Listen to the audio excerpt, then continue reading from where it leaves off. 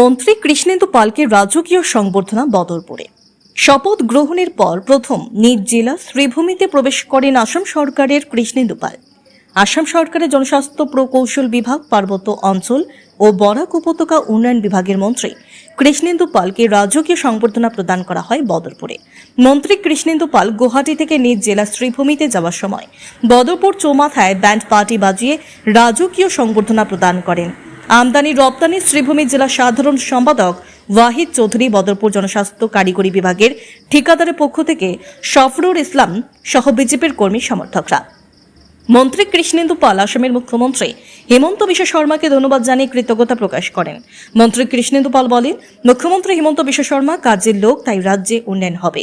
এবং মন্ত্রী কৃষ্ণেন্দু পাল দ্বিতীয়বার মন্ত্রিত্ব লাভ করে মুখ্যমন্ত্রী হিমন্ত বিশ্ব শর্মা ও রাজ্যবাসীর প্রতি কৃতজ্ঞতা প্রকাশ করেন। শ্রীভূমি জেলা আমদানি রপ্তানির সাধারণ সম্পাদক ওয়াহিদ চৌধুরী, বদরপুর জনস্বাস্থ্য কারিগরি বিভাগের ঠিকাদারের পক্ষ থেকে সফরুর ইসলাম সহ এক ঝাঁক বিজেপির কর্মী সমর্থকরা মন্ত্রীকে বিপুল সংবর্ধনা প্রদান করেন। মন্ত্রী কৃষ্ণেন্দু পাল আসাম সহ বরাক উপত্যকার উন্নয়ন নিয়ে আলোচনা করেন। অসমিয়া গামছা, ফুলের তোড়া সহ বিভিন্ন উপহার সামগ্রী দিয়ে মন্ত্রী কৃষ্ণেন্দু পালকে বিপুল সংবর্ধনা প্রদান করেন বদরপুর চৌমাথায়। আজকে খুব আনন্দ লাগছে। আর শপথ গ্রহণ করার পর আজকে প্রথম বরাক উপত্যকায় আসলাম। একদম আমাদের মহাসড়ক, আমরা মহাসড়ক পরিদর্শন করে এসেছি, তাই এখান থেকেই শুরু হয়েছে।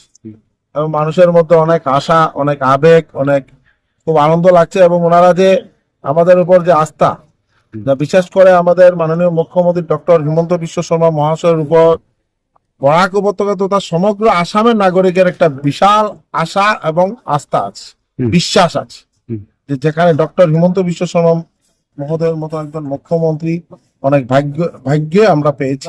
উন্নয়ন করতে হলে শুধু আমরা সবাই মিলে আলোচনা করলে হবে না, সবাই মিলে একটা টিম হিসাবে কাজ করতে হবে। আপনাদেরও সহযোগিতার প্রয়োজন, আমরাও আছি। মুখ্যমন্ত্রী যেখানে ডক্টর হিমন্ত বিশ্ব শর্মা মহাশয় আছেন, তাই আমরা একটা বিশ্বাস আছে যে এখানে উন্নয়ন হবেই।